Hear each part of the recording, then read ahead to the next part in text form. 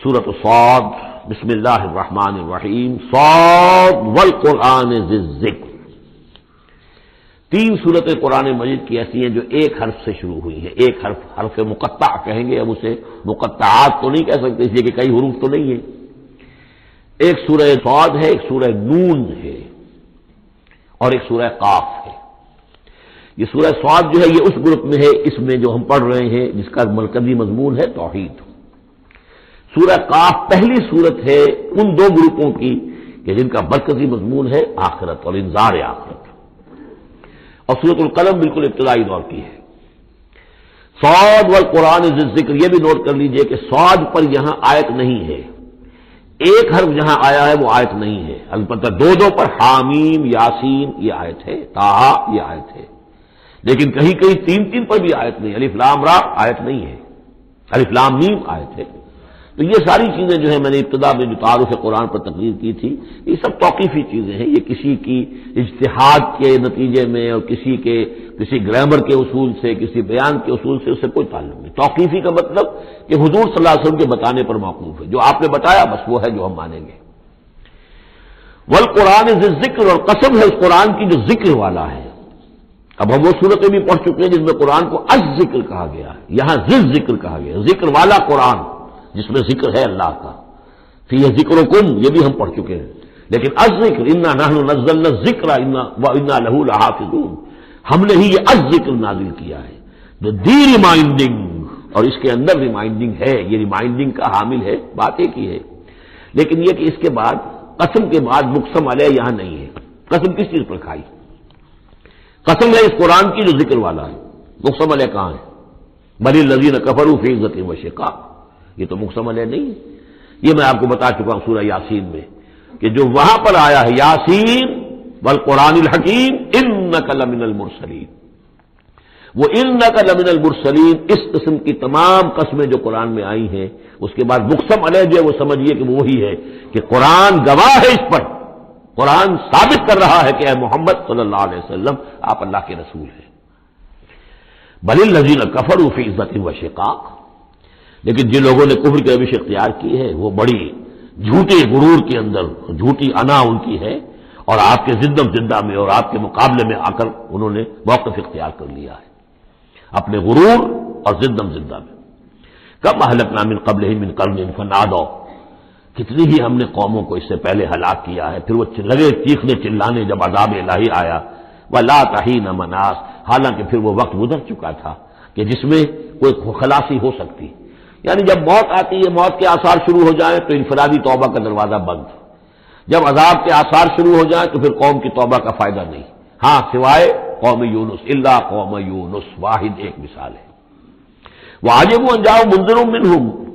اور ان کو بڑا تعجب ہے کہ ان کے پاس آیا ہے خبردار کرنے والا انہی میں سے، وقال الکافرون ھذا ساحر کذاب، اور یہ کافر کہتے ہیں کہ یہ ساحر ہے اور کذاب ہے۔ یہ دیکھ لیجئے یہ لفظ جو ہے یہ بہت ثقیل لفظ ہے، لیکن یہ قرآن مجید میں آیا ہے، اور یہ نوٹ کر لیجئے کہ اصل میں یہ چونکہ میں عرض کر چکا ہوں کہ چوتھے سال کے بعد یہ جو دو گروپ ہیں صورتوں کے، جن میں سے پہلے گروپ کی 8 صورتیں ہم پڑھ چکے ہیں اور دوسری کی 13 صورتوں میں سے اب ہم آگے آ گئے ہیں، ان میں 4 پڑھ چکے ہیں، سورہ سبا، فاطر، یاسین اور صافات، 5ویں صورت یہ ہے صاد۔ یہ ہے سن 4 سے سن 8 تک کی بالعموم سوائے صافات کے۔ اس کو آپ نے دیکھا کہ 5 رکوعوں میں 182 آیات ہیں، وہ بالکل وہی انداز ہے، چھوٹی چھوٹی صورتیں، رکوع جو ہے 5 ہیں، 182 آیات ہیں، ایک رکوع کے اندر 53 آیات بھی ہیں، ایک رکوع کے اندر اس سورہ مبارکہ میں۔ بہرحال تو یہ صورت جو ہے اس وقت کی ہے جبکہ وہ جو کشاکش تھی عرب میں وہ شدت اختیار کر چکی تھی،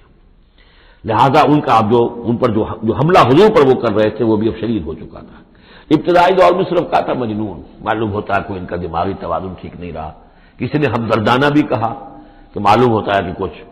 جیسے ہم بھی کبھی کہتے ہیں کہ کوئی شخص چلہ کشی کرتا تھا، کوئی خشکی چڑھ گئی ہے، کیا ہو گیا ہے، اس طرح کا معاملہ ہو گیا ہے، یہ جایا کرتے تھے، بیٹھتے تھے وہاں غار حرا میں، پتہ نہیں کوئی آسیب آ گیا ہے یا کیا ہوا ہے، تو ہمدردی کے انداز میں بھی عتبہ ابن ربیعہ نے ایک مرتبہ کہا کہ بھتیجے میرے بڑے تعلقات ہیں، بڑے عاملوں سے، کاہنوں سے میں واقف ہوں، واقعتاً آپ مجھے بتائیے اگر آپ کو اس طرح کا مسئلہ ہے تو میں کسی کاہن کو اور کسی عامل کو بلا کر آپ کا علاج کراؤں۔ تو کچھ ہمدردی بھی تھی، کچھ ویسے استہزاء بھی تھا، کچھ تمسخر بھی تھا، لیکن یہ کہ وہ انداز اور تھا. اب جو آ کر انداز ہو گیا، انہیں یہ خطرہ ہو گیا تھا کہ یہ تو بہت شدید ہمارے لیے اب جو صورتحال ہے، یہ تو اب یہ آندھی بن گئی ہے. ہم نے سمجھا تھا مشت غبار ہی ہے، بس یہ ریت کی ایک مٹھی ہے اور کچھ نہیں ہے، یہ تو ایک آندھی بن گئی، جھکڑ بن گیا، لہذا اس کا راستہ روکنا ضروری ہے. تو اب ان کا جو حضور پر ذاتی حملہ ہے وہ بھی سخت ہو گیا ہے. وقال الکافرون ھذا ساحر کذاب، انہوں نے کہا کہ یہ جادوگر ہے، جھوٹا ہے. اجعل الآلہۃ الہا واحدہ، دیکھیے یہ ہے اصل مضمون توحید. ان صورتوں کا جو اصل مرکزی مضمون ہے، کیا اس نے تمام آلہہ کو بس ایک الہ بنا دیا، سارے الہ ختم کر دیے، بس ایک اللہ. ان ھذا لشیء عجاب، یہ تو بڑی عجیب بات ہے. وانطلق الملأ منهم ان امشوا واصبروا على آلہتکم ان ھذا لشیء یراد. بڑا نقشہ کھینچ دیا ہے جس کو ورلڈ پکچر کہتے ہیں، کہ ایسا نقشہ ہے جیسے کہ حضور کھڑے ہیں، دعوت دے رہے ہیں، اور کچھ لوگ ہیں، مجمع بھی ہے، کچھ ان کے سردار بھی ہیں، وہ سردار بھی سن رہے ہیں، اور یہ سب سن کر کہتے ہیں وانطلق الملأ، خود بھی چل پڑے وہاں سے. وانطلق الملأ منهم، اور لوگوں سے کہا امشوا، جاؤ جاؤ، کہاں کھڑے ہو، کیوں سن رہے ہو، امشوا جاؤ، واصبروا علی آلہتکم، اور جمے رہو اپنے معبودوں کے اوپر. یہ محمد کے کہنے سے اپنے کسی معبود کو ترک نہ کر دینا. وانطلق الملأ منهم ان امشوا واصبروا علی آلہتکم ان ھذا لشیء یراد. یہ تو کوئی خاص مقصد معلوم ہوتا ہے ان کا، ان کی نیت کچھ خراب ہے، یہ کوئی حکومت چاہتے ہیں، شاید کوئی اپنا غلبہ اور اقتدار چاہتے ہیں. یہ بات جو ہے ایسی ویسی نہیں ہے، یقیناً اس کے پیچھے کوئی بڑا مقصد ہے. ان ھذا لشیء یراد، جس کا ارادہ کیا گیا ہے، کوئی اسکیم ہے. ما سمعنا بھذا فی الملۃ الاخرہ، ہم نے تو ایسی بات سنی نہیں. ہمارا پچھلا چلا آ رہا ہے، ہمارا دین چلا آ رہا ہے، ہماری روایات ہیں، ہمارے آباء و اجداد کی باتیں ہیں جو نسل بعد نسل منتقل ہوئی ہیں. یہ بات جو آج یہ کہہ رہے ہیں وہ ہم نے تو سنی نہیں. ان ھذا الا الاختلاف، یہ نہیں ہے مگر گھڑی ہوئی چیز ہے، خلق کی ہوئی چیز ہے. اختلاف باب افتعال خلق سے. انزل علیہ ذکر من بیننا، کیا انہیں پر یہ ذکر نازل ہونا تھا ہمارے مابین سے؟ کیا ہمارے اندر کوئی اور نہیں تھا؟ بڑے بڑے چودھری تھے، بڑے بڑے سردار تھے، بڑے بڑے سرمایہ دار تھے. انزل علیہ ذکر من بیننا بل هم فی شک من ذکری، اصل بات یہ ہے کہ یہ میرے ذکر کے معاملے میں شک میں پڑ گئے ہیں. بل لما یذوقوا عذاب، بس اب تو جب ابھی انہوں نے چونکہ چکھی نہیں ہے میری کوئی مار، اس لیے انہیں شک ہے. ام عندہ خزائن رحمت ربک العزیز الوہاب، کیا ان کے اختیار میں ہے تیرے رب کے خزانے؟ اللہ جو العزیز ہے، وہاب ہے، دینے والا ہے، کیا ان کا اختیار تھا کہ وہ ان سے پوچھ کر دیتا کہ رسالت کس کو دوں، نبی کس کو بناؤں؟ کیا ان کے پاس اس کا اختیار ہے؟ ام عندہم خزائن رحمت ربک العزیز الوہاب ام لہم ملک السماوات والارض وما بینہما فلیرتقوا فی الاسباب، تو کیا ان کے پاس ہے بادشاہی آسمانوں اور زمین کی، اور جو ان کے دونوں کے مابین ہے ان سب کی؟ فلیرتقوا فی الاسباب، تو چاہیے کہ پھر رسیاں تان کر آسمان پر چڑھیں. جند ما ہنالک محذوب من الاحزاب، تو جیسے پہلی بہت سی قومیں ہلاک ہوئی ہیں، ایک یہ قوم بھی معلوم ہوتا ہے کہ اب اپنی ہلاکت کو دعوت دینے پر تل گئی ہے. جند ما هنالك محزوم من الاحزاب كذبت قبلهم قوم نوح وعاد وفرعون ذو الاوتاد وثمود وقوم لوط واصحاب الايكه اولئك الاحزاب ان كل الا كذب الرسل فحق عقاب. صدق اللہ العظیم. یہ بھی ایک لشکر ہے ان میں سے کہ جو اس سے پہلے ہلاک کیے جا چکے ہیں، ان کی قسمت میں بھی اب اسی طرح کی ہلاکت لکھی جا چکی ہے. اگلی آیتوں میں ذکر ہو رہا ہے جیسے قوم نوح، قوم ہود، اسی طریقے سے ذو الاوتاد، فرعون، سمود اور قوم لوط، یہ سب ہلاک ہوئی ہیں. اسی طرح سے اب یہ قریش بھی جو ہے معلوم ہوتا ہے کہ اسی انجام سے دوچار ہونے کا فیصلہ کر چکے ہیں. کذبت قبلہم قوم نوح، جھٹلایا تھا ان سے پہلے قوم نوح نے اور عاد نے، وعاد وفرعون، اور فرعون ذو الاوتاد نیخوں والا، کیونکہ ان کا لشکر بہت بڑا تھا. تو جب وہ لاؤ لشکر کے ساتھ چلتے تھے تو بہت سے گھوڑوں پر اور خچروں پر تو صرف وہ جو کھوٹے ہوتے ہیں کہ جن سے کہ خیمے گاڑے جاتے ہیں اس کے لیے، تو وہی لگے ہوئے ہوتے تھے. وہ سمود اور قوم سمود، و قوم لوط، لوط کی قوم، و اصحاب الایکہ، اور یہ قوم شعیب جو بن والے تھے. اولئک الاحزاب، یہ ہیں وہ جماعتیں، یہ ہیں وہ گروہ، یہ ہیں وہ قومیں کہ جو ہلاک ہو چکی ہیں. ان کل الا کذب الرسل، ان سب نے رسولوں کی تکذیب کی. فحق عقاب، تو وہ میرے سزا کے اور میری عقوبت کے مستحق ہو گئے. وما ينظر هؤلاء الا صيحة واحدة ما لها من فواق، اور یہ لوگ بھی اب منتظر نہیں ہیں مگر صرف ایک چنگھاڑ کے، ایک ہی چنگھاڑ ہوگی ہماری طرف سے. ما لہا من فواق، جس میں کوئی وقفہ نہیں ہوگا، یہ ایک مسلسل. آپ دیکھیں کہ اگر کوئی زوردار آواز مسلسل چلے تو یہ انسان کی ہلاکت کا ذریعہ بن جائے گی. کبھی کبھی لاؤڈ سپیکر میں خرابی ہوتی ہے، اس کی گونج پیدا ہوتی ہے، بسا اوقات نماز کے دوران اس کا تجربہ ہوتا ہے تو جو کیفیت پھر ہو جاتی ہے انسان کی، حالانکہ وہ چند سیکنڈز کی بات ہے، 1-2 منٹ کی بات ہے.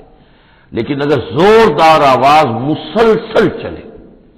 ویسے بھی آج ہمیں معلوم ہے کہ یہ ساؤنڈ ویوز جو ہوتی ہیں یہ بھی ایک قسم کی انرجی ہے، اور ان ساؤنڈ ویوز کے ذریعے سے بھی یہ سارے کا سارا جو نظام ہے درم برم ہو سکتا ہے. یہ اگر اتنی زوردار ویوز ہو تو ان سب کو توڑ پھوڑ کر رکھ دیں گے جو مادی یہ اس وقت عالم ہے. وما ينظر هؤلاء، مگر اللہ تعالیٰ کو کوئی اور بہت بڑا کوئی کام کرنے کی ضرورت نہیں ہوتی قوموں کو ہلاک کرنے کے لیے. ایک چنگھاڑ،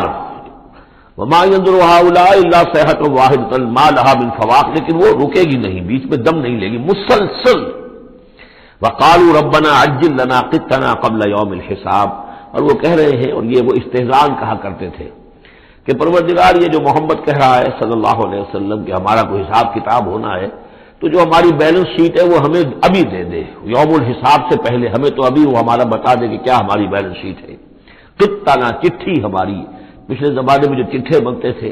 کاروبار کا سالانہ چٹھا بنتا ہے کہ یہ آمد، یہ خرچ اور یہ بچت.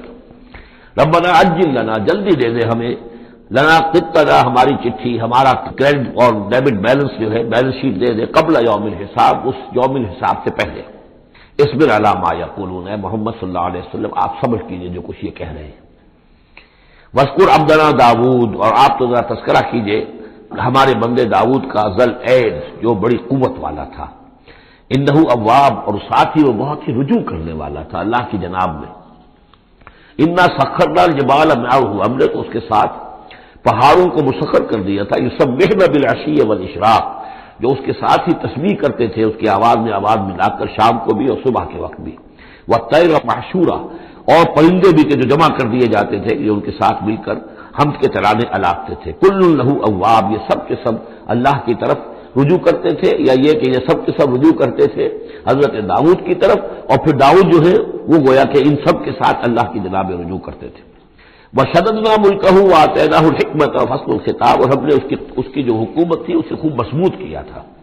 اور ہم نے اسے حکمت عطا کی تھی اور فصل الخطاب بھی عطا کیا تھا، یعنی فیصلہ کن بات کہنے کی صلاحیت.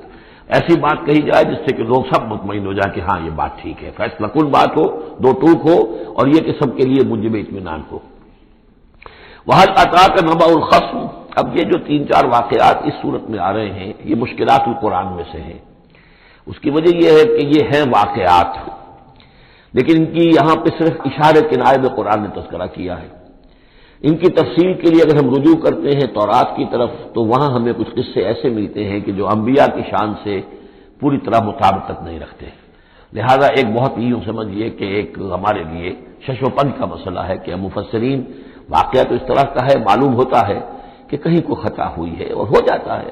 آخر نبی اور رسول جو ہے وہ بھی سب اللہ کے بندے تھے، اور اللہ تعالیٰ کی طرف سے خصوصی حفاظت ان کی ہوتی تھی. وہ معصوم ہوتے تھے، میں ماننا یہ نہیں کہ ان کے اندر کوئی غلطی کا رجحان ہی کبھی پیدا نہیں ہو سکتا تھا. وہ تو اگر یہ رجحان ہی پیدا نہ ہوتا تو فرشتے ہوتے، پھر وہ انسان نہ رہتے. جب تک وہ انسان تھے تو اس رجحان کے پیدا ہونے کی نفی ہم نہیں کر سکتے، لیکن یہ کہ اللہ انہیں بچا لیتا تھا، روک لیتا تھا. تو وقت کے اوپر بچا لینا، روک لینا، جیسے حضور کے بارے میں آتا ہے کہ آپ اپنی وہ نوجوانی کے دور میں حضور فرماتے کہ 2 مرتبہ میں نے ارادہ کیا کہ وہ جو میلے ہوتے تھے جہاں پر کچھ وہ قصے کہانیاں ہوتی تھیں، وہاں پر فوش گوئی بھی ہوتی تھی، شاعر جو ہے وہ ایسے ایسے اپنے قصیدے سناتے تھے، اپنے معاشقوں کی تفاصیل بیان کرتے تھے. تو 2 مرتبہ حضور کہتے ہیں میں نے ارادہ کیا کہ میں بھی ان میں جاؤں، دیکھوں کیا ہوتا ہے، وہاں پہ میں بھی شریک ہوں. لیکن دونوں مرتبہ یہ ہوا کہ فاصلے پر ہوتا ہوگا، ظاہر بات ہے کہ عین مکے میں تو نہیں تھا وہ، تو جیسے عکاس کا بازار جو ہے وہ ذرا فاصلے پر لگتا تھا. تو راستے ہی میں کہیں تھوڑی دیر آرام کرنے کے لیے بیٹھے ہیں اور نیند آ گئی ہے، ساری رات سوتے رہے، صبح آنکھ کھلی ہے. تو اللہ تعالیٰ نے بچا لیا کہ وہاں جانے کی شکل ہی پیدا نہیں ہوئی. حالانکہ ابھی نبوت آپ کو، ویسے تو نبی پیدائشی نبی ہوتے ہیں، نبوت تو حضور فرماتے ہیں کہ مجھے مل چکی تھی جبکہ ابھی آدم کی روح جو ہے وہ ان کے جسد میں پھونکی نہیں گئی تھی. وہ آدم و بین الروح والجسد، تو عالم ارواح میں بھی نبی کی روح جو ہے وہ تو اسی امتیازی شان کے ساتھ تھی. لیکن یہ کہ نبوت کا ظہور ہوا ہے جب آپ کی عمر 40 برس کی ہوئی ہے، لیکن اس سے پہلے بھی بچپن میں بھی اور لڑکپن میں بھی، اور اس کے بعد آگے جو ہے جوانی اور نوجوانی میں بھی اللہ پوری طرح حفاظت کرتا ہے. لیکن حفاظت کا مطلب یہی ہے کہ کوئی غلط بات کا ارادہ اگر پیدا ہو بھی جائے کسی وجہ سے تو اللہ تعالیٰ ایسے انتظامات کر دیتا ہے کہ اس کی تکمیل کی نوبت نہیں آتی۔ اب یہ جو ایک واقعہ ہوا ہے حضرت داؤد علیہ السلام کا، اس کے پیچھے جو قصہ بیان کیا گیا ہے جو تورات میں ہے، وہ تو یہ ہے کہ ان کی بہت سی بیویاں تھیں۔ یہ جو تعدد ازدواج 4 کی پابندی تو حضور کی شریعت میں آ کر ہوئی ہے، ورنہ اس سے پہلے تو آپ کو معلوم ہے بادشاہ لوگ جو ہوتے تھے ان کے حرم ہوتے تھے بڑے بڑے، تو حضرت داؤد علیہ السلام کا بھی بڑا حرم تھا، بیویاں تھیں بہت سی۔ لیکن اسی اثنا میں انہیں کسی اور عورت کے بارے میں ان کے دل میں خیال پیدا ہو گیا، رغبت ہوئی، اس سے وہ شادی کرنے کی خواہش پیدا ہوئی، اور وہ کسی شخص کے نکاح میں تھی۔ اس خیال کا دل میں آنا جو ہے بس اس کے اوپر ٹوکنے کے لیے کہ تم کیا سوچ رہے ہو، یہ غلط بات سوچ رہے ہو، اللہ تعالیٰ نے ایک شکل پیدا کر دی۔ وَهَلْ أَتَاكَ نَبَأُ الْخَصْمِ، اور کیا تمہارے پاس آ چکی ہے 2 دعوے داروں کی خبر، یعنی کچھ لوگ آئے تھے جن کا ایک مقدمہ تھا، ان کی خبر، اس تصور المحراب، جبکہ انہوں نے دیوار پھلانگ کر محراب میں، حجرے میں جہاں حضرت داؤد علیہ السلام اللہ کی عبادت میں یاد میں مشغول تھے وہاں پہنچ گئے، پہرے داروں وغیرہ سے سب سے بچ کر فصیل کو یا دیوار جو تھی اس کو پھلانگ کر آ گئے۔ اس دخلوا علی داؤد، اب جب وہ وہاں وہ تنہا اللہ کی یاد میں تھے، انہوں نے دیکھا داؤد نے کہ 2 اشخاص آ گئے ہیں، ففزع منہم، تو وہ ڈرے ان سے کہ پتہ نہیں کس نیت سے آئے، کس ارادے سے آئے ہیں، 2 انسان ہیں۔ قالوا لا تخف، ان کا کہ آپ ڈرے نہیں، خصمان بغى بعضنا علی بعض، ہم 2 ہیں ایک دوسرے کے مقابلے کے فریق، خصم کہتے ہیں جو ایک دوسرے کے بالمقابل ہوں، مخالف، ہم 2 مخالف ہیں، بغى بعضنا علی بعض، ہم میں سے کسی نے دوسرے پر زیادتی کی ہے، فاحکم بیننا بالحق، تو ہمارے مابین حق کے ساتھ فیصلہ کیجیے، ولا تشتت، اور دیکھیے اسے ٹالیے نہیں، آپ کہہ کہ کل آنا پرسوں آنا، یہ نہیں، یہ معاملہ ہمارا بڑا ایمرجنسی والا ہے، فوری طور پر ہم چاہتے ہیں کہ آپ ہمیں بتائیں۔ واہدنا الی سواء الصراط، اور ہمیں پھر ہدایت دیجیے سیدھے راستے کی طرف کہ کیا کون سی شکل بہتر ہے، کون سا راستہ صحیح ہے۔ ان ھذا اخی، اب یہ جو مدعی تھا وہ کہہ رہا ہے یہ میرا بھائی ہے، لہ 99 نعجۃ، اس کے پاس 99 دمبیاں ہیں، یعنی اس کا جو ہے بہت بڑا جو ہے ریوڑ ہے اس کے پاس، ولی نعجۃ واحدہ، میری ایک ہی دمبی ہے۔ اصل میں اس تورات کے واقعے کو ہم اس کا مطلب یہ ہے کہ ایک شخص کے پاس 99 بیویاں ہیں، میرے پاس صرف ایک بیوی ہے۔ فقال اکفلنیھا، اب وہ کہہ رہا ہے کہ یہ بھی مجھے دے دے۔ وعزنی فی الخطاب، اور اس نے مجھے دبا لیا ہے، یعنی دباؤ ڈال رہا ہے مجھ پر، پریشرائز کر رہا ہے، جو گفتگو کرتا ہے تو بڑے زوردار انداز میں کرتا ہے۔ قال لقد ظلمك بسؤال نعجتك الى نعاجه، حضرت داؤد نے فوراً کہا کہ یہ تو بڑی ظلم کی بات ہے، واقعتاً اس نے بہت ظلم کیا تمہارے اوپر کہ تمہاری دمبی جو ہے اب اس پر بھی اس کی نظر ہے اور وہ اس کو چاہتا ہے تم سے لے لے اور اپنی دمبیوں میں اس کو بھی شامل کر لے ریوڑ میں۔ وَإِنَّ كَثِيرًا مِنَ الْخُلَطَاءِ لَيَبْغِي بَعْضُهُمْ عَلَى بَعْضٍ، اور یقیناً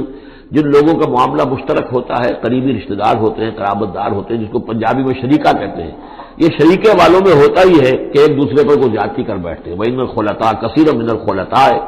لَيَبْغِي بَعْضُهُمْ عَلَى بَعْضٍ، کوئی ایک دوسرے پر زیادتی کر بیٹھتے ہیں، إِلَّا الَّذِينَ آمَنُوا وَعَمِلُوا الصَّالِحَاتِ، سوائے ان کے جو صاحب ایمان ہوں اور نیک عمل والے ہوں، وَقَلِيلٌ مَّا هُمْ، اور ایسے لوگ بہرحال کم ہوتے ہیں، زیادہ تعداد میں نہیں ہوتے۔ وَظَنَّ داؤد أَنَّمَا فَتَنَّاهُ، اس پر اچانک خیال آیا داؤد کو کہ یہ تو اصل میں سارا معاملہ جو ہے اللہ تعالیٰ نے مجھے آزمایا ہے، اللہ تعالیٰ نے در حقیقت مجھے متنبہ کرنے کے لیے یہ ساری صورتحال جو پیدا فرمائی ہے۔ انہیں اپنے اس خیال کے اوپر پھر جو تنبہ ہوا، فاستغفر ربہ، تو انہوں نے استغفار کیا اپنے رب سے، وخر راکعا واناب، اور وہ گر پڑے سجدے کے اندر، رکوع کہہ دیجئے، سجدہ کہہ دیجئے، راکعا گر پڑا جھک کر، اور رجوع ہوا، اس نے اللہ تعالیٰ کی طرف اپنے آپ کو پوری طریقے سے متوجہ کر لیا۔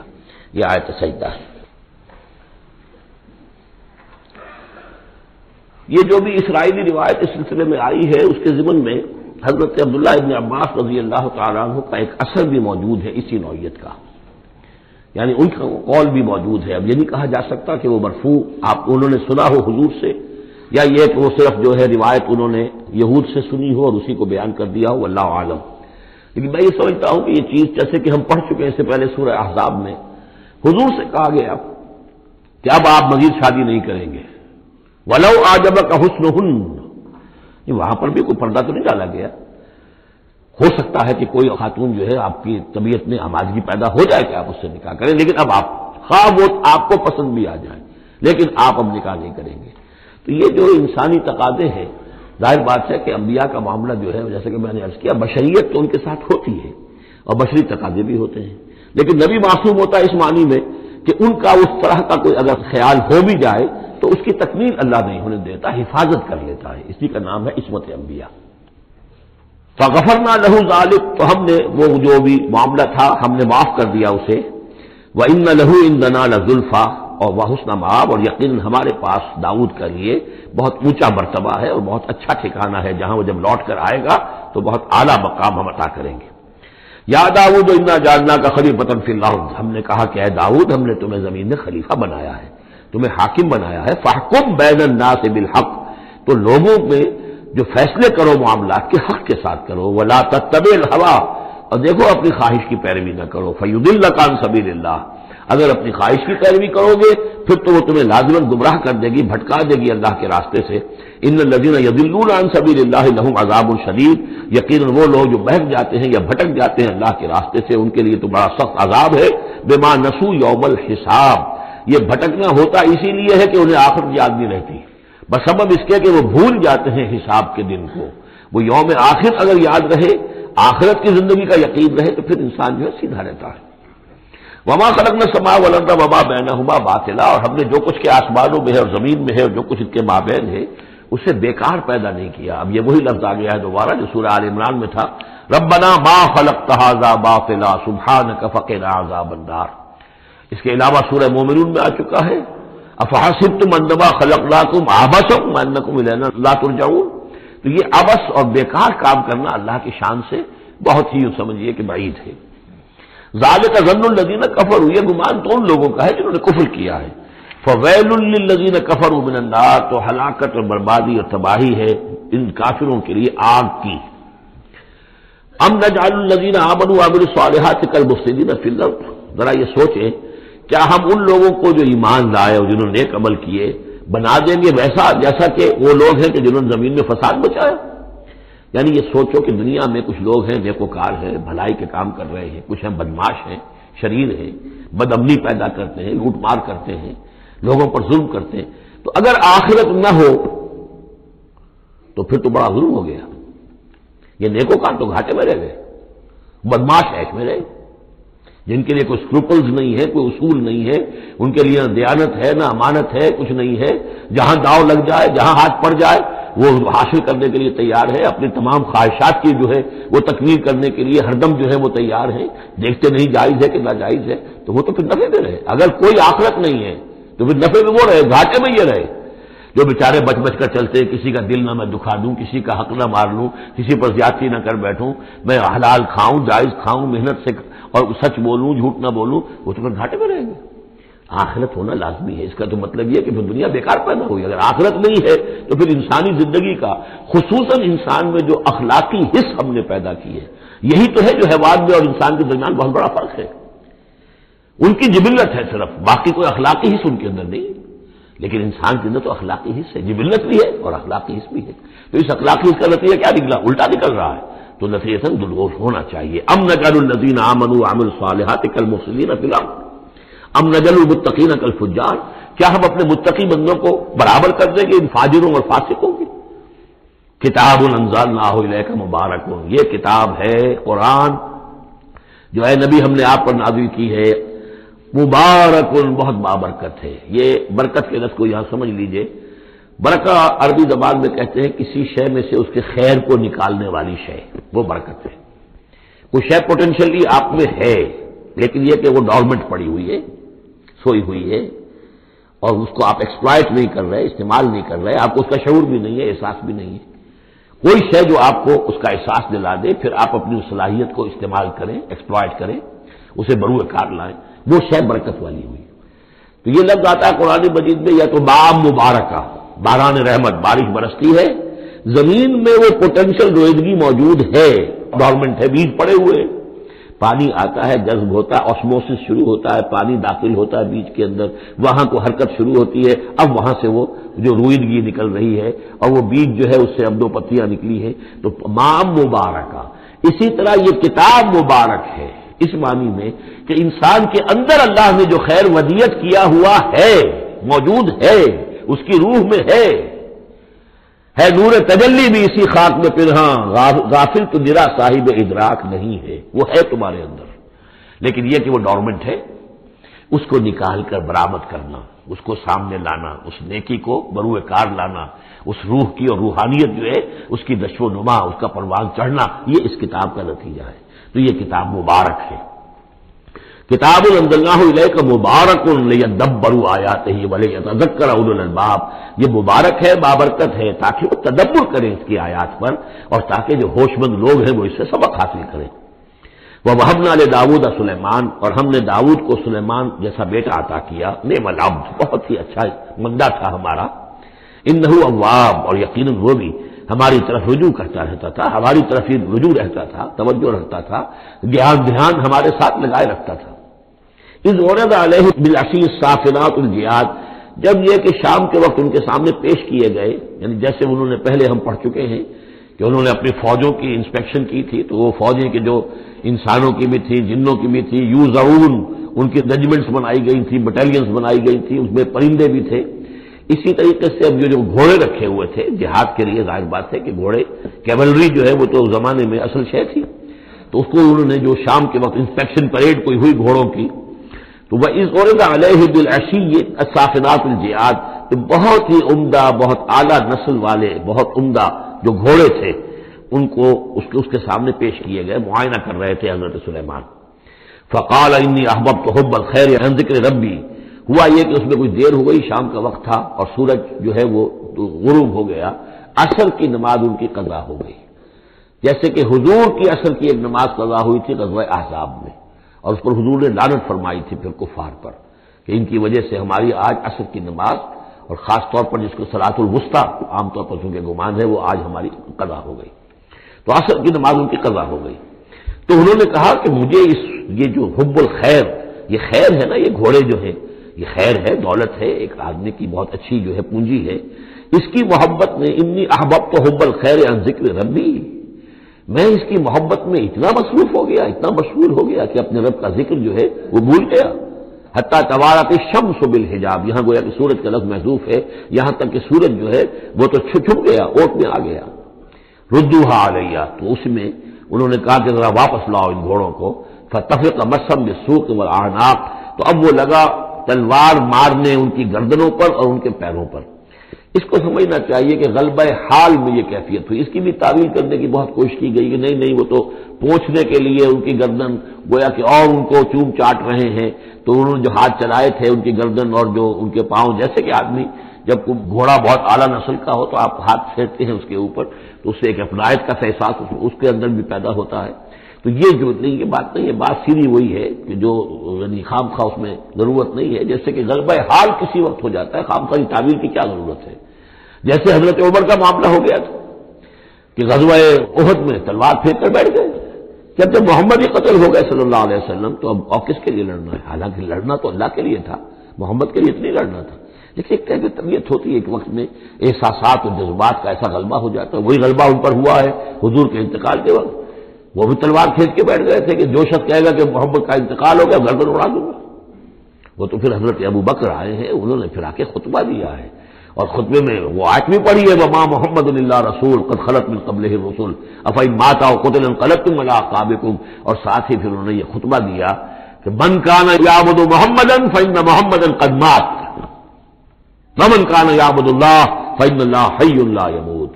کوئی شخص اگر محمد کو پوجتا تھا، محمد کی عبادت کرتا تھا، تو سن لے محمد کا انتقال ہو گیا، اور جو کوئی اللہ کو پوجتا تھا اور اللہ کی بندگی کرتا تھا اس کو جان لینا چاہیے اللہ پر کبھی موت واقع نہیں ہوگی، وہ زندہ رہنے والا ہے۔ تو یہ غلبہ حال کی ایک کیفیت ہے کہ اسی کیفیت میں کہ میری یہ نماز جو ہے یہ چھوٹ گئی ہے۔ بہرحال یہ دونوں میں نے آپ کے سامنے رکھ دیے ہیں۔ وَلَقَدْ فَتَنَّا سُلَيْمَانَ وَأَلْقَيْنَا عَلَىٰ كُرْسِيِّهِ جَسَدًا ثُمَّ أَنَابَ، اس معاملے میں تو ایک جو ہے یعنی مرفوع حدیث موجود ہے جس کا کہ اب ذکر ہو رہا ہے یہاں پر، حضرت سلیمان سے ایک اور بھی ایک موقع پر اسی طریقے کا کہ یہ خطا کہہ دیجیے، جیسے کہ خطا حضور سے ہو گئی تھی، سورہ کہف میں ہم پڑھ چکے ہیں کہ جب سوال کیا گیا بتائیے کون ہیں اصحاب کہف، کون تھے، ان کا واقعہ کیا ہے، اور وہ ذوالقرنین کون، آپ نے ٹھیک ہے میں کل بتا دوں گا، اس لیے کہ روزانہ حضرت جبرائیل آتے تھے، میں پوچھ لوں گا اور مجھے جواب مل جائے گا، میں تمہیں دے دوں گا، لیکن کئی دن تک حضرت جبرائیل نہیں آئے۔ اب پھر دیکھیے کہ آپ کی جان جو ہے وہ ضیق میں آ گئی کہ نہیں آ گئی، لوگوں نے تالیاں پیٹ دی، بس چھٹی گم ہو گئی، کہاں اب تمہاری وہ وحی اور کہاں تمہارے پاس وہ ذریعہ علم؟ اس کے بعد پھر وہی نازل ہوئی تو ساتھ ہی وہ آیت بھی سورہ کہف میں نازل ہوئی، وَلَا تَقُولَنَّ لِشَيْءٍ إِنِّي فَاعِلٌ ذَلِكَ غَدًا إِلَّا أَن يَشَاءَ اللَّهُ۔ آئندہ کبھی اے نبی کسی بھی کام کے بارے میں کبھی ہرگز یہ نہ کہیے گا یہ کام میں کل کر دوں گا، مگر اس استثناء کے ساتھ اگر اللہ نے چاہا، انشاءاللہ، اگر انشاءاللہ میرا ارادہ ہے، انشاءاللہ میں یہ کام کر دوں گا، انشاءاللہ کے بغیر۔ ہم لوگ جو کہتے رہتے ہیں تو ہماری کوئی حیثیت نہیں ہے کہ اس پر پکڑا جائے ہمیں، لیکن جو بڑے لوگ ہوتے ہیں، جو عظیم شخصیات ہوتی ہیں، تو ان کے لیے یہ معاملہ جو ہے وہ اتنا ہی سخت ہوتا ہے اللہ کا، پھر ان کی گرفت بھی ہوتی ہے تو چھوٹی چیز پر ہوتی ہے، بڑے لوگوں کی چھوٹی چیز پر بھی بڑی سخت گرفت ہوتی ہے، یہ قاعدہ قانون ہے۔ تو اسی طرح کا معاملہ انشاءاللہ ہی کہنے کا معاملہ ہو گیا ہے کہ جو بھول گئے یا کسی وجہ سے حضرت سلیمان کا اصل میں ان کا کوئی معاملہ ہوا، اپنے کچھ سپہ سالاروں سے ناراض ہوئے ان سے، اور انہوں نے سمجھا کہ شاید تم یہ سمجھتے ہو کہ میری جو طاقت اور حکومت ہے وہ تمہارے ہی بل پر قائم ہے، میں آج اپنی تمام ازواج کے پاس جاؤں گا اور ان سب سے میں صحبت کروں گا اور سب سے جو ہے وہ اولاد ہوگی، اور میرے اتنے جو ہیں وہ جوان ہاتھ پھر پیدا ہو جائیں گے، تاکہ یہ کہ میں تمہارا شاید اتنا پھر میں دستے نگر نہ رہوں۔ اس طرح سے انہوں نے کچھ کہا، اور ساری اس ایک رات میں اپنی تمام بیویوں کے ساتھ انہوں نے صحبت کی، لیکن یہ کسی بیوی کو حمل نہیں ہوا، ایک کو ہوا تو اس کا بھی کوئی بچہ جو ہے ادھورا سا، وہ 7 ماسا ہوگا 6 ماسا ہوگا، وہ پیدا ہوا، دائی نے لا کر ان کے تخت پر رکھ دیا، اور شاید اس کا چرچا بھی ہو گیا تھا کہ انہوں نے یہ بات کہی تھی، تو اب پورے گویا کے درباریوں میں بھی اس کی شہرت تھی کہ دیکھیں اب کیا ہوتا ہے ان کے ساتھ، تو اس معاملے میں انہیں کچھ سبکی اٹھانی پڑی، وہ ہے واقعہ یہاں بیان ہو رہا ہے۔ وَلَقَدْ فَتَنَّا سُلَيْمَانَ، اور اسی طرح ہم نے فتنے میں ڈالا تھا سلیمان کو، وَأَلْقَيْنَا عَلَىٰ كُرْسِيِّهِ جَسَدًا ثُمَّ أَنَابَ، اور ہم نے اس کے تخت پر ایک ایسا جسد لا کر لوتھڑا سا ڈال دیا تھا، وہ دائی نے لا کر ڈالا کہ یہ وہ آپ کی جو تھی قسم، اس کا یہ نتیجہ ہے اللہ کی طرف سے۔ لیکن یہ کہ بہرحال انہوں نے اس پر بھی توبہ کی، بلکہ یہاں تک روایت میں آتا ہے کہ فرشتے نے یاد بھی دلانے کی کوشش کی انہیں کہ انشاءاللہ کہیے، لیکن کیا اس وقت کیا کیفیت تھی ان کی جذباتی کہ انہوں نے وہ بات نہیں کہی، اور اس پر پھر اللہ تعالیٰ نے گویا کہ تنبیہ کرنا ضروری سمجھا۔ قال رب اغفر لی وہب لی ملکا، اب اس پر انہوں نے اللہ سے اناب رجوع کیا اور دعا کی، پروردگار مجھے معاف فرما دے میری خطا، وہب لی ملکا لا ينبغی لأحد من بعدی، اور مجھے ایسی حکومت عطا فرما، تیرا جو مجھ پر کرم ہے اور میرے والد پر جو کرم تو نے کیا، جو ہم دونوں پر احسانات کیے ہیں، یہ دعا ہم پڑھ چکے ہیں، رب اعوذنی ان اشکر نعمتک التی انعمت علی وعلی والدی وان اعمل صالحا، یہ حضرت سلیمان کی دعا پہلے آ چکی ہے۔ وَهَبْ لِي مُلْكًا لَا يَنبَغِي لِأَحَدٍ مِّن بَعْدِي، مجھے ایسی حکومت عطا فرما کہ جو میرے بعد کسی اور کے لیے ممکن نہ ہو۔ اور یہ واقعہ ہے کہ ان کی جو حکومت تھی وہ جنات پر بھی تھی، ان کی حکومت ہوا پر بھی تھی، ان کا قانون پرندوں پر بھی چل رہا ہے، اس اعتبار سے واقعتاً یہ مثالی ہے ایک معاملہ، لا ينبغی لأحد من بعدی، میرے بعد پھر کسی اور کو اس طرح کی حکومت نہ ملے، تو اس طرح کی حکومت پھر اللہ تعالیٰ نے کسی اور کو نہیں دی، اللہ نے ان کی اس دعا کو قبول فرمایا۔ انک انت الوہاب، یقیناً تو ہی ہے دینے والا عطا کرنے والا۔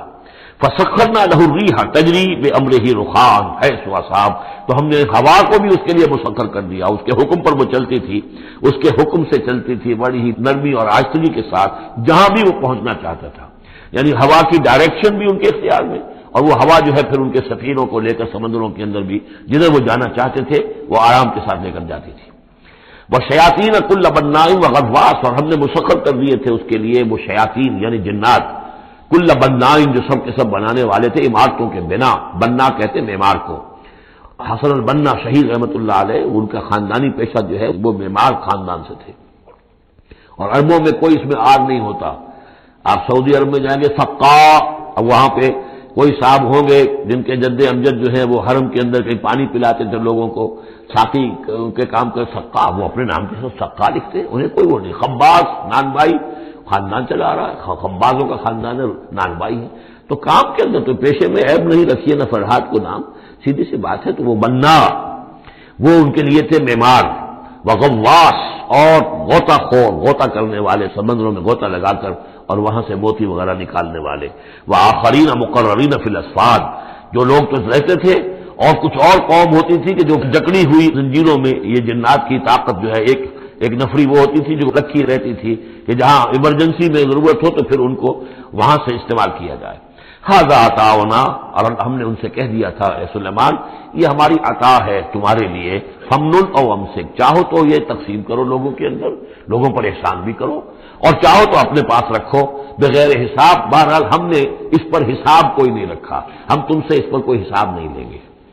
وَإِنَّ لَهُ عِندَنَا لَزُلْفَىٰ وَحُسْنَ مَآبٍ، اور یقیناً اس کے لیے ہمارے پاس بہت اونچا رتبہ بھی ہے اور بہت عمدہ ٹھکانہ بھی ہے، جب وہ لوٹ کر آئیں گے تو ان کو وہاں پر بہت عمدہ ٹھکانہ ملے گا۔ وَاذْكُرْ عَبْدَنَا أَيُّوبَ إِذْ نَادَىٰ رَبَّهُ أَنِّي مَسَّنِيَ الشَّيْطَانُ بِنُصْبٍ وَعَذَابٍ، اور ذرا یاد کیجئے، ذکر کیجئے حضرت ایوب کا علیہ الصلوۃ والسلام، ہمارا بندہ ایوب، اس نے پکارا اپنے رب کو، انی مسنی الشیطان بنصب وعذاب، کہ شیطان نے مجھے چھوت لگا دی ہے،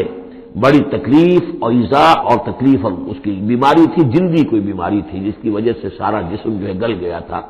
اور اس درجے اس میں کوئی تعفن بھی تھا، کیڑے بھی پڑ گئے تھے کہ ان کی اہلیہ، بیوی، بچے ایک وقت تک تو انہوں نے خدمت کی جب تک کی، پھر بعد میں آ کر سب ہمت ہار کر ان کو چھوڑ کر چلے گئے تھے۔ تو گویا کہ اس قسم و پرسی کے عالم میں پھر انہوں نے یہ دعا کی، تو اللہ تعالیٰ نے فرمایا کہ ارکض برجلک کا، ذرا اپنا پاؤں مارو زمین پر، ھذا مغتسل، یہ اب تمہارے اس ایڑی کے زور سے جو چشمہ ہم نے نکال بہایا ہے یہ تمہارے نہانے کے لیے ہے، بارد و شراب، ٹھنڈا ہے اور پینے کے لیے بھی ہے۔ تو شاید جس کو ہم کہتے ہیں گندھک کا کوئی چشمہ نکل آیا ہو، جو کہ جلدی امراض کے لیے چشمے ہوتے ہیں جہاں جاتے ہیں لوگ، جلدی امراض کے لوگ جا کر وہاں جا کر نہاتے ہیں تو اس سے شفا ہوتی ہے، تو اللہ نے اس کے اندر وہ شفا ان کے لیے رکھ دی، وہ ٹھیک ہو گئے۔ وَوَهَبْنَا لَهُ أَهْلَهُ وَمِثْلَهُم مَّعَهُمْ، اور پھر ان کی اولاد بھی اور ان کے اہل و عیال سب واپس بھی آ گئے، اور یہ کہ مزید بھی ہم نے انہیں اور اہل و عیال عطا کیے، مِثْلَهُم مَّعَهُمْ رحمتاً منا، یہ سب ہماری جانب سے رحمت کا مظہر تھا، و ذکرا، اور یاد دہانی اور نصیحت لأولی الالباب، ہوش مند لوگوں کے لیے۔ وَخُذْ بِيَدِكَ رِزْقًا، کسی موقع پر اپنی بیوی سے ناراض ہو کر ان کا تھا کہ میں تمہیں 100 کوڑے لگاؤں گا یا 100 تمہیں ماروں گا کمچیاں، تو غصے میں آ کر اب وہ قسم کھا لی اس کے اوپر، لیکن یہ کہ اب جب ٹھیک ہو گئے، بیوی بھی آ گئی، اب کیا کریں، اس قسم توڑیں یا اس قسم کا کیا شکل کریں، تو اللہ نے اس کے لیے بھی انہیں ایک شکل بتا دی کہ سیکوں کا ایک تھبا لے لو، جیسے جھاڑوਆਂ ہوتی تھی پرانے زمانے میں، تو اس میں وہ 100 اگر سیکے ہیں تو وہ لے لو، خود میں یدے کا ذغصن، تم لے لو اپنے ہاتھ میں سیکوں کا ایک مٹھا، فضرب بہ، اور اس سے ایک ضرب لگا دو، ولا تحنس، اس سے یہ کہ تمہاری وہ قسم ٹوٹے گی نہیں، وہ 100 وہ جو ہے کمچیاں ایک ہی مرتبہ لگ جائیں گی۔ انا وجدناہ صابرا، ہم نے اسے اپنا صبر کرنے والا بندہ پایا، نعم العبد، کیا ہی عمدہ وہ اچھا بندہ تھا ہمارا، انہ اواب، یقیناً وہ بھی ہماری طرف رجوع کرنے والا انسان تھا۔ واذکر عبادنا ابراہیم واسحاق ویعقوب اولی الایدی والابصار، اور تذکرہ فرمائیے ہمارے بندوں ابراہیم کا اور اسحاق کا اور یعقوب کا، وہ بھی تھے بڑے ہاتھوں والے، یعنی بڑے ان کے قوتوں والے، والابصار، اور آنکھوں والے، مشاہدہ بھی، غور و فکر بھی، ہاتھوں والے بھی، طاقت والے بھی۔ انا اخلصناہم بخالصۃ ذکر الدار، ہم نے ان سب کو خالص کر لیا تھا ایک خالص شے کے لیے۔ ایک خالص شے کون سی ہے؟ آخرت کے گھر کی یاد دہانی، یعنی وہ لوگوں کو ہمیشہ متوجہ کرتے رہتے تھے کہ اصل زندگی آخرت کی زندگی ہے۔ انا اخلصناہم بخالصۃ، ایک خالص شے کے لیے ہم نے انہیں خالص کر لیا تھا، یعنی ان کی زندگی میں اب ایک ہی، جیسا کہ میں نے بارہا عرض کیا ہے کہ جو اللہ کا بندہ اس مقام پر پہنچ جائے، پھر واقعہ یہ ہے کہ اسے دنیا کی دولت سے دلچسپی نہیں، دنیا کی کسی اور دوسری چیز کی طرف رغبت نہیں، اس کے وقت کا، اس کا ایک ایک منٹ، اس کی توانائی جو بھی اللہ نے اس کو دی ہے، اس کا خون کا ایک ایک قطرہ وقف ہو جاتا ہے پھر اس کام کے لیے کہ خلق خدا کو خدا کی طرف بلائے، اللہ کی طرف بلائے، اور انہیں بچائے آخرت کے انجام سے، برے انجام سے۔ اس کے سوا کیا ہو، جیسے ہمارے شیخ معین الدین اجمیری رحمۃ اللہ علیہ، وہ آئے تھے ہندوستان میں، اگر اس وقت آ کر بیٹھے ہیں اجمیر میں، جبکہ اجمیر ابھی جو ہے وہ کفر کا گڑھ تھا، راجپوتوں کا مرکزی مقام، اس لیے کہ شیخ علی اجمیری جو لاہور میں ہیں، جن کو داتا گنج بخش کہتے ہیں، وہ تو اس وقت آئے ہیں لاہور میں جبکہ لاہور اسلامی حکومت میں شامل ہو چکا تھا، لیکن یہ معین الدین اجمیری کیونکہ ابھی تک مسلمانوں کی حکومت وہاں تک نہیں پہنچی تھی، جو سمجھیے اجمیر جو ہے وہ تو راجپوتوں کا گڑھ، اور اس میں جو ہے وہاں جا کر بیٹھ کے اللہ کا بندہ اور دعوت دے رہا ہے، اور کاروبار تو وہ کرنے نہیں آئے تھے وہ، بلکہ یہ کہ اللہ کی طرف بلانا، تو اس کے لیے ہم نے خالص کر لیا تھا۔ جو بھی اللہ کا بندہ اپنے آپ کو اس کے لیے خالص کر لے، وہ گویا کہ اللہ تعالیٰ کے مصطفین میں سے ہو جاتا ہے، وہ لفظ آگے آ رہا ہے، انا اخلصناہم بخالصۃ ذکر الدار وانہم عندنا لمن المصطفین الاخیار، اور یقیناً وہ ہمارے نزدیک وہ بڑے چنے ہوئے لوگ ہیں، اچھے لوگوں میں سے، نیک لوگوں میں سے چنے ہوئے لوگ، چنیدہ لوگ۔ جو شخص اپنی زندگی کا ہدف اسی کو بنا لے، مقصد اسی کو بنا لے، جینا مرنا اسی کے لیے ہو جائے، تو ظاہر بات ہے کہ اللہ تعالیٰ کے یہاں پر اس کا اونچا مقام ہے۔ وَاذْكُرْ اسماعیل والیسع وذکر کے فلور ذکر کیجئے اسماعیل کا بھی اور یسع۔ اب ان کے بارے میں صحیح طور پہ ہم کچھ نہیں کہہ سکتے، یہ دو جو ہیں یسع اور ذوالکفل۔ ذوالکفل کے بارے میں تو میں عرض کر چکا ہوں کہ ایک گمان یہ ہے اور مجھے اس سے اتفاق ہے کہ یہ گوتم بدھ کی طرف اشارہ ہے، وہ اللہ کے نبی تھے۔ ذوالکفل پہ یہاں پہ سے بدل گیا ہے، کپل وستو کا شہزادہ سدھارتھا گوتما بدھا۔ بدھا تو اصل میں اس کا لقب ہے جو بعد میں بن گیا ہے، سدھارت اس کا نام تھا، سدھارتھا گوتما بدھا، اور کپل وستو کی ریاست تھی، اس کا یہ شہزادہ تھا۔ وَكُلُّ مِنَ الْأَخْيَارِ، یہ سب کے سب بھی بڑے ہی عمدہ لوگوں میں سے تھے۔ ھذا ذکر، یہ ایک ذکر ہے، یہ ایک تذکرہ ہے۔ وَإِنَّ لِلْمُتَّقِينَ لَحُسْنَ مآب، اور یقیناً ان متقین کے لیے، تمام متقین کے لیے بہت ہی اچھی جگہ ہے لوٹنے کی، آنے کی، اچھا ٹھکانہ ہے۔ جنات عدن، وہ باغات کے جو رہنے والے ہوں گے، ریزیڈنشل ہوں گے، بسنے والے۔ مفتحۃ لہم الابواب، جن کے دروازے ان کے لیے کھلے رکھے گئے ہوں گے۔ یہ آگے بھی آئے گا سورہ زمر میں بھی کہ جنتوں کا معاملہ یہ ہے کہ اس کے دروازے کھلے ہوں گے جنتیوں کے استقبال کے لیے۔ جیسے کہ مہمان کے لیے جب آپ کو ان کا استقبال کرنا ہو تو یہ تو نہیں کرتے دروازے بند کر کے بیٹھ جائیں کہ وہ آ کے دستک ہی دے گا تبھی کھولیں گے، اس کا تو انتظار ہو رہا ہوتا ہے، تو دروازے کھلے ہوتے ہیں۔ لیکن جہنم کے بارے میں یہ آتا ہے کہ جب مجرم پہنچ جائے گا، جیسے جیل کا دروازہ ہوتا ہے، جب وہاں پہنچ جائے گا پھر وہ دروازے کھولے جائیں گے۔ یہ مضمون جو ہے سائملٹینیس کنٹراسٹ کی شکل میں جو ہے وہ آئے گا سورہ زمر میں۔ ان کے لیے دروازے کھلے رکھے جائیں گے جنات عدن کے، متکئین فیہا یدعون فیہا بفاکہۃ، اور اس میں وہ ٹیک لگا کر بیٹھے ہوں گے اور وہ آرڈر دیں گے، یدعون آرڈر دیں گے، مانگیں گے، طلب کریں گے اس میں بفاکہۃ، میوے بھی، کثیرۃ کثرت سے، و شراب، اور مشروبات بھی، عمدہ سے عمدہ مشروبات۔ وعندہم قاصرات الطرف اتراب، اور ان کے پاس ہوں گی ایسی ان کی بیویاں کہ جو نیچی نگاہ والی ہوں گی اور ہم عمر ہوں گی۔ ھذا ما توعدون لیوم الحساب، یہ ہے جس کا تم سے وعدہ کیا جا رہا ہے حساب کے دن۔ ان ھذا لرزقنا ما لہ من نفاد، اور یہ ہوگا ہمارا رزق، ہمارا عطا کردہ دی ہوئی چیزیں، اب یہ کبھی ختم نہیں ہوں گی۔ یہ نہ سمجھنا کہ یہ نعمتیں ختم ہو جائیں گی، یہ باقی رہیں گی ہمیشہ ہمیشہ۔ ھذا وان للطاغین لشر مآب، یہ تو ہے اہل جنت کا معاملہ، لیکن جو سرکش تھے، جو باغی تھے ہمارے، ان کے لیے ہے برا لوٹنے کا مقام، بری جگہ، جہنم یصلونھا، جس میں وہ داخل ہوں گے، فبئس المہاد، اور وہ بہت ہی برا بچھونا ہوگا۔ ھذا فلیذوقوہ حمیم وغساق، اور کہہ دیا جائے گا یہ ہے اب وہ جس کا وعدہ تم سے کیا گیا تھا، فلیذوقوہ، اب وہ اس کو چکھیں۔ حمیم، جو کیا ہوگا وہاں گرم پانی ہوگا، غساق، زخموں کا دھون، جو زخموں کو صاف کرتے ہیں جس پانی سے، پھر اس میں پیپ ہے یا کچھ اور چیزیں ہیں کہ جن سے انسان کی طبیعت ہبا کرتی ہے۔ وہ آخر من شکلہ ازواج، اور اسی طرح کی اور چیزیں بھی جو بھی ان کو دی جائیں گی کھانے اور پینے کے لیے، وہ اسی طرح کی چیزیں ہوں گی، گھناؤنی اور بد ذائقہ۔ ھذا فوج مقتحم معکم، اب وہ جو جہنم میں جو لوگ پڑے ہوئے پہلے سے، جب ایک قوم آئی پھر دوسری آئی، جو نئی قوم آئے گی تو پہلے والے جو ہے وہ کہیں گے اب تو پہلے یہاں مصیبت میں ہے، جگہ بھی یہاں نہیں ہے، تنگی ہے، حبس بھی ہے، یہ بھی ہے، اب یہ ایک اور چلی آ رہی ہے فوج۔ ھذا فوج مقتحم معکم، ایک اور فوج آ رہی ہے کہ جو تمہارے اوپر دھسی چلی آ رہی ہے۔ لا مرحبا بہم، ان کے لیے کوئی کشادگی نہ ہو، کوئی مرحبا نہیں ان کے لیے۔ مرحبا یہ ان کے کہنے کا ایک وہ تھا، گریٹنگ کا، مرحبا مرحبا، یعنی آئیے آئیے، آپ کے لیے کشادگی ہے، ہر جگہ آپ کے لیے یہاں سہولت ہے۔ وہ کہیں گے لا مرحبا بہم، اب یہ نئے آنے والوں کے لیے یہ جو نئی انسٹالمنٹ آ رہی ہے جہنمیوں کی، یہاں کوئی ان کے لیے جگہ نہیں۔ انہم صالوا النار، یہ ہیں گھسے آنے والے آگ میں۔ قالوا بل انتم، وہ آنے والے کہیں گے نہیں تم،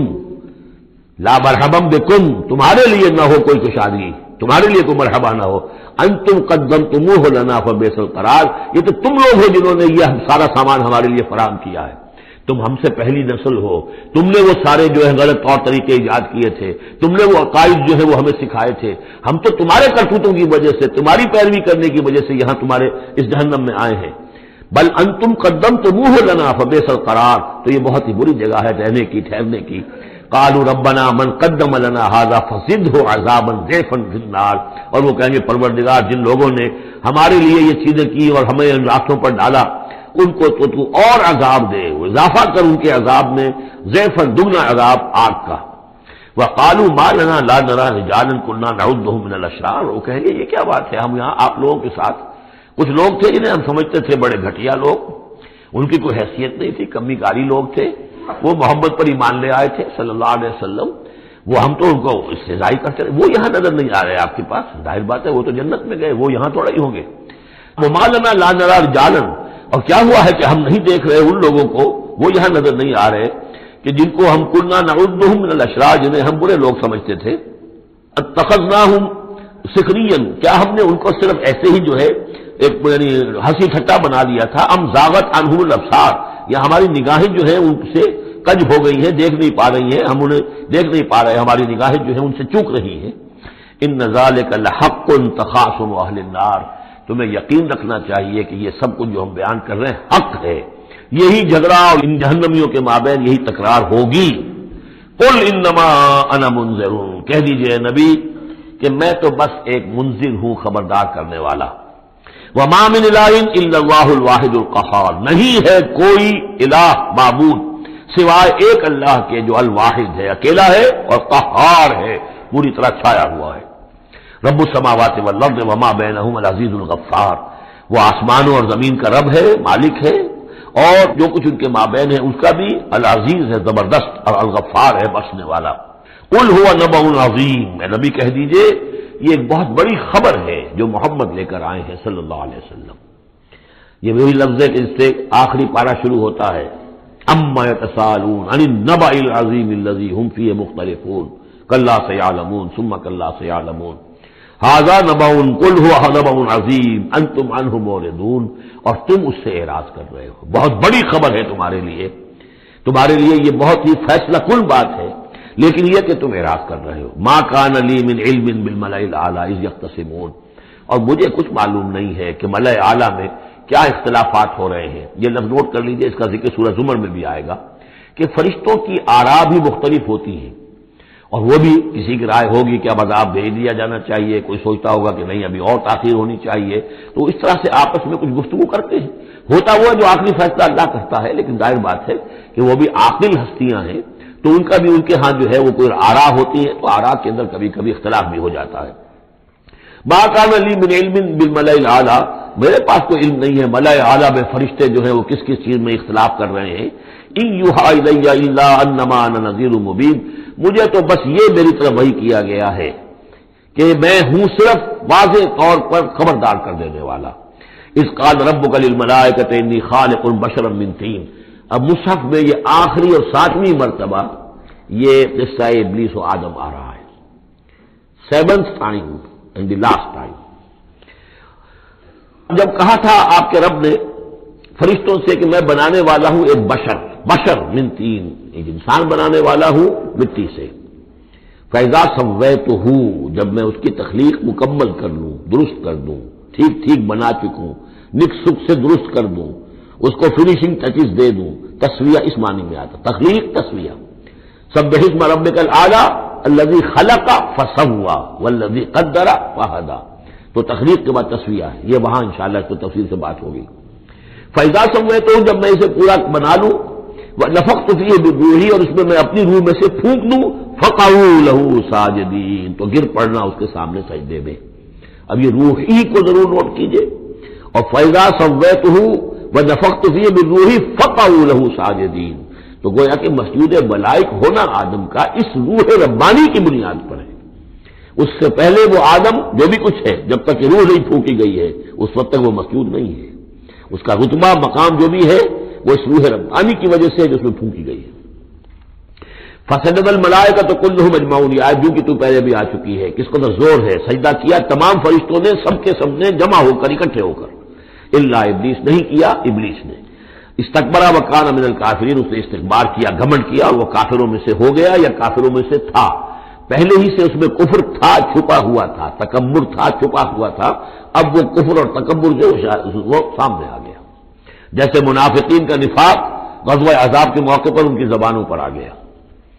قال یا ابلیس ما منعک ان تسجد لما خلقت بيدی، اور کہا اللہ نے، اے ابلیس کیا ہوا تجھے، کس چیز نے منع کیا، کس چیز نے روکا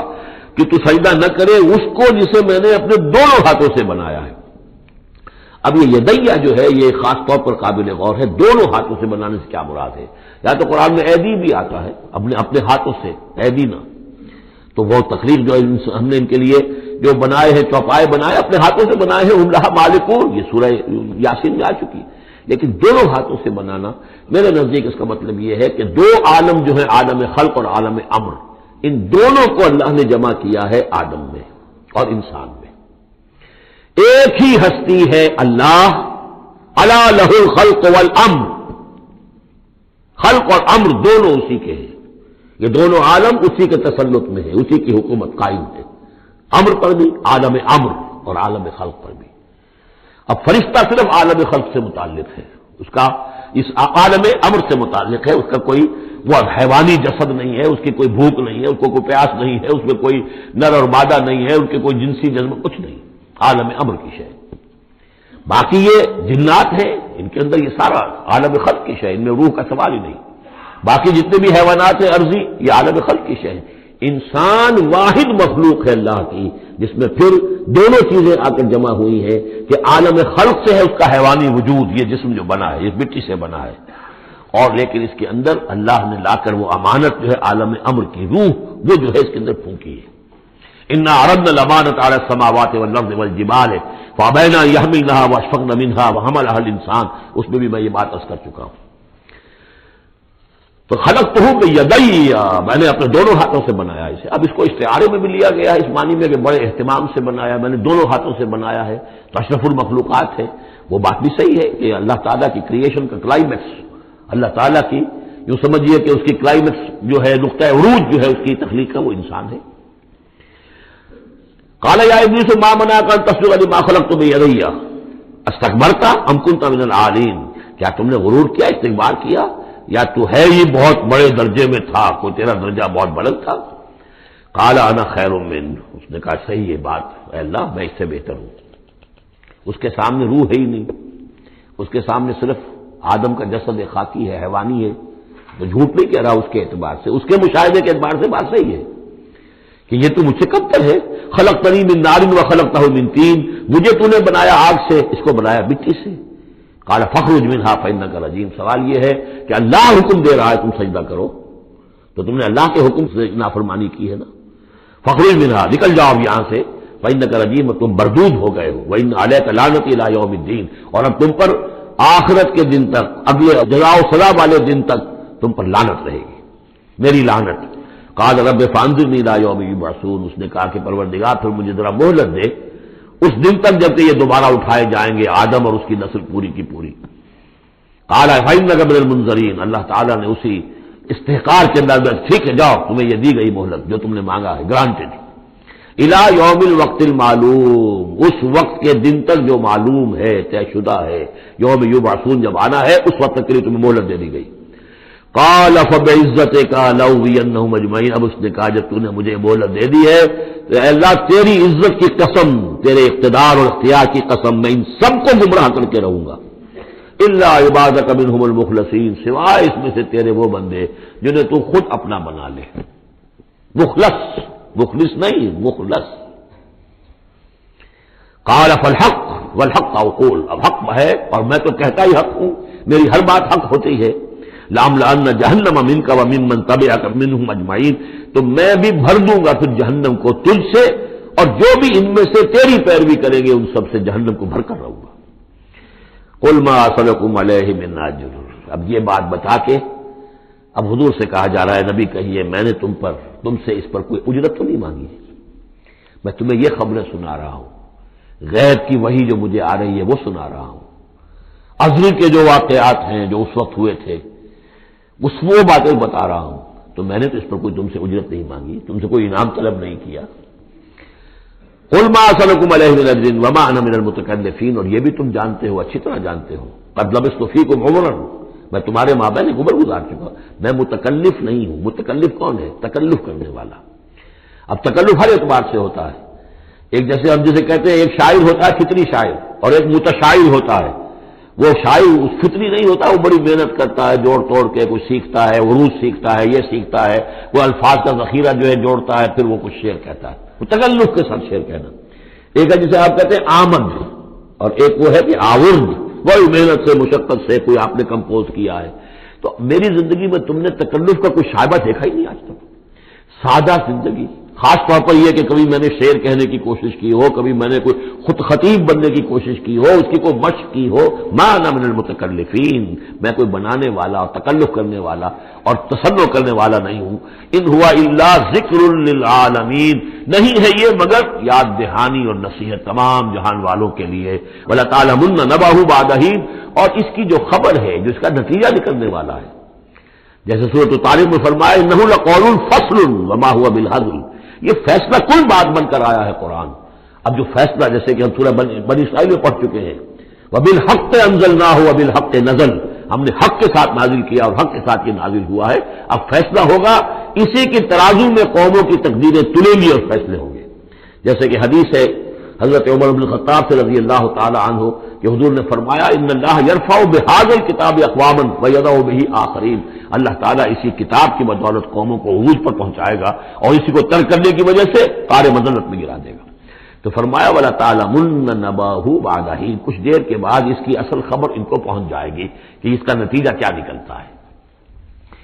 یہاں وہ 5 صورتیں ختم ہو گئی ہیں اس دوسرے، بلکہ جیسا کہ میں نے عرض کیا تھا کہ یہ جو گروپ ہے چوتھا، یہ 13 صورتیں مکیات ہیں اس کے اندر. ان میں 5 ہیں یہ سورہ یاسین بالکل وسط میں، ان 5 میں 2 ادھر ہیں، دونوں الحمدللہ سے شروع ہوئی ہیں، سورہ سبا، سورہ فاطر. 2 ادھر ہیں، سورہ صافات اور صاد، اس میں بھی صاد آیا ہے، صافات کے ساتھ اس کی مناسبت ہے. اس کے بعد 8 صورتیں وہ آ رہی ہیں کہ جن کو ہم سمجھیں گے اس جو اس وقت کا ترتیب ہے مصحف کی، کہ کورسپونڈنگ ترتیب جو ہے وہ ہے سورہ الفرقان سے لے کر اور سورہ سجدہ تک جو 8 صورتیں آئی تھی، گویا کہ اسی طرح کی 8 صورتیں یہ آ رہی ہیں. ان میں بھی 7 وہ تھیں کہ جو حروف مقطعات سے شروع ہوئی، 4 الف لام میم سے، 2 طاسین میم سے، 1 طاسین سے. البتہ ایک وہ تھی جو بغیر حروف مقطعات کے شروع ہوئی ہے، سورۃ الفرقان. یہاں بھی یہ ایک سورت جو شروع ہو رہی ہے سورہ زمر، یہ بغیر حروف مقطعات کے ہے. باقی 7 صورتیں جو ہے حامیم حامیم حامیم حامیم، ان میں سے ایک جو ہے وہ حامیم عین سین قاف، لیکن حامیم کا سلسلہ چلے گا. یہ 7 صورتیں در حقیقت ایک سیکوینس میں ہیں، اور لیکن یہ بھی ہے معنوی طور پر یہ بھی اسی میں شامل ہے. اور ان میں سے اب یہ سمجھ لیجئے کہ جو پہلی 4 صورتیں ہیں ان کا مرکزی مضمون ہے توحید عملی. ایک ہے توحید عقیدے کی توحید، اللہ کو ایک ماننا اکیلا، لا ضد لہ ولا ضد لہ ولا مثل لہ ولا مثال لہ ولا مثیل لہ، اس کے جیسا کوئی نہیں ہے، نہ صفات کے اعتبار سے نہ ذات میں کوئی اس کا کفر نہیں ہے، لم یلد ولم یولد. یہ سب کیا ہی عقیدہ ہے. ایک ہے عمل کی توحید، توحید عملی. وہ کیا ہے؟ عمل کی توحید کیا ہے؟ توحید فی العمل، اور جس کو کہ امام ابن تیمیہ رحمۃ اللہ علیہ نے ایک اور بڑی خوبصورت اصطلاح استعمال کی ہے، توحید فی الطلب، توحید فی العقیدہ اور توحید فی الطلب. وہ طلب جو ہم پڑھ چکے ہیں سورہ حج میں، ضعف الطالب والمطلوب. یہ طالب و مطلوب کا جو ریلیشن شپ ہے، ہر انسان کا کوئی نہ کوئی مطلوب ہے، کوئی آئیڈیل ہے، کوئی آدرش ہے، کسی کے لیے وہ جی رہا ہے، کسی مقصد کے لیے. ایک انسانوں کی عظیم مقصدیت ہے جو حیوانی سطح پر زندگی گزار رہے ہیں، جن کا کوئی مقصد زندگی ہے ہی نہیں. انسٹنکٹس جیسے کہ حیوانات ہیں، پیٹ میں بھوک لگی ہے وہ کھائے گا، ادھر ادھر منہ مارے گا. اسی طریقے سے اس کا جنسی جذبہ، اس کا ایک نظام ہے، اس کے تحت ہی ہوتا ہے. اس میں جنسی جذبہ اس طرح کا بھی نہیں ہے کہ بعض انسان جو ہے وہ سور بن جاتے ہیں جنسی اعتبار سے، وہ نہیں ہے. ان کا ایک نظام ہے، بس انسٹنکٹ کے تحت ہے چل رہا. تو جو لوگ صرف کسی پر کھانا پینا، بچے پیدا کرنا، ان کو پال دینا، اگر یہ کام کر رہے ہیں، کوئی ان کی زندگی میں مقصد ہے ہی نہیں، تو وہ نرے حیوان ہے، انسان ہے ہی نہیں. اولئک کالانعام بل ھم اضل، وہ چوپایوں کے مانند ہے بلکہ ان سے بھی گائے گزرے ہیں. انسان کہلانے کا مستحق کم سے کم وہ شخص ہے جس نے زندگی میں کوئی نہ کوئی مقصد معین کیا. کس لیے جینا ہے، کس لیے مرنا ہے، زندگی کاہے کے لیے؟ وہ مقصد تو کیا ہے؟ اصل میں تو کیا تھا؟ اپنے رب کو چاہو، اس سے محبت کرو، اس کو مطلوب بناؤ. تمہارا مطلوب صرف اللہ ہو، لا مطلوب الا اللہ، لا مقصود الا اللہ، لا محبوب الا اللہ. یہ تھا جس کے لیے تمہیں جینا تھا، اسی کے لیے تمہیں مرنا تھا. ان صلاتی و نسکی و محیای و مماتی للہ رب العالمین. جس شخص کی یہ توحید نہیں ہے وہ عقیدے کی توحید لیے پھرے، عمل میں مشرک ہے، شرک فی العمل، جس کا تذکرہ پہلے بھی ہو چکا ہے، لیکن ان صورتوں میں اب ایک بڑے سیکوینس کے ساتھ آئے گی بات۔ ویسے وہ آیت ہم پڑھ چکے ہیں، ارأیت من اتخذ الہہ ہواہ افانت تکون علیہ وکیلا، اے نبی آپ نے اس شخص کو دیکھا جس نے اپنی خواہش نفس کو اپنا معبود بنا لیا، تو کیا آپ ایسے شخص کی ذمہ داری لیں گے؟ وہ کہتا تو ہے اپنے آپ کو میں موحد ہوں، اپنی خواہشات نفس، اپنے نفس کے کسی مطالبے کو پورا کر رہا ہے، یہ دیکھے بغیر کہ اللہ نے اس کو حلال کیا یا حرام کیا ہے، تو اس کا معبود تو اس کا نفس ہے، اللہ کہاں ہے؟ ہاں اللہ کے لیے بھی جا کے نماز پڑھ لیتا ہے، لیکن دوسری طرف وہ نفس کو اپنا معبود بنا کے شرک کر رہا ہے، کہتا ہے لا الہ الا اللہ، تعویذ کو وہ اس کے جو ہے باقاعدہ تسبیح کر رہا ہے، ضربے لگا رہا ہے، جبکہ اس کا معبود اس کا نفس ہے۔ اسی طریقے سے حدیث میں آیا کیسے عبد الدینار و عبد الدرہم، ہلاک ہو جائے یا ہلاک ہو گیا درہم و دینار کا بندہ، نام عبد الرحمان ہے، حقیقت میں عبد الدینار ہے، اس لیے کہ دینار کے لیے حلال اور حرام کی ساری اس نے تقسیم ختم کر دی ہے۔ ڈالر آئے، پیٹرول ڈالر آئے، کچھ اور آئے، دولت آئے، چاہے حلال سے آئے، حرام سے آئے، جائز سے آئے، ناجائز سے آئے، یہ تو پھر معبود کون ہوا؟ دولت۔ ہندو میں اور آپ میں فرق کیا ہے؟ ہندو نے دولت کی دیوی بھی بنا کر ایک رکھ لی ہے، وہ لکشمی بائی ہے ان کی، اس کو پوجتے ہیں، دنڈوت کرتے ہیں، اس کی کرپا ہو جائے گی تو دولت ہو جائے گی۔ ہم نے کہا ہٹاؤ اس تکلف کو، اس لکشمی بائی کو ہٹاؤ، سیدھے دولت کو پوجو، تو دولت کے پجاری تو ہم ہیں۔ یہ جو توحید ہے، توحید عملی، اس کا جو پہلا نقطہ ہے اللہ کی بندگی کی توحید، توحید فی العبادت، بندگی صرف اللہ کی ہو، یعنی کل کی کل اطاعت اس کے لیے ہو، باقی اطاعت اس کی اطاعت کے تابع ہو۔ باپ کا حکم مانو، ہاں، جو شریعت کے خلاف نہ ہو مانو، ماں کا مانو، استاد کا مانو، حاکم کا مانو، جو حکم اللہ کے حکم کے منافی نہ ہو۔ لا طاعت لمخلوق فی معصیت الخالق، مخلوق میں سے کسی کی اطاعت نہیں ہوگی جس سے کہ خالق کی معصیت لازم آ رہی ہو۔ اگر یہ نہیں ہے اور مخلوق میں سے کسی کی بھی اطاعت آپ نے قبول کر لی ہے جس میں کہ خالق کی معصیت آ رہی ہے تو یہ شرک ہے، چاہے وہ مخلوق آپ کا اپنا نفس ہو، چاہے وہ کوئی حکام ہو، چاہے وہ کوئی اور ادارہ ہو، کوئی بھی ہو، وہ سب طاغوت ہیں۔ بارک اللہ لی ولکم فی القرآن العظیم ونفعنی وإیاکم بالآیات والذکر الحکیم۔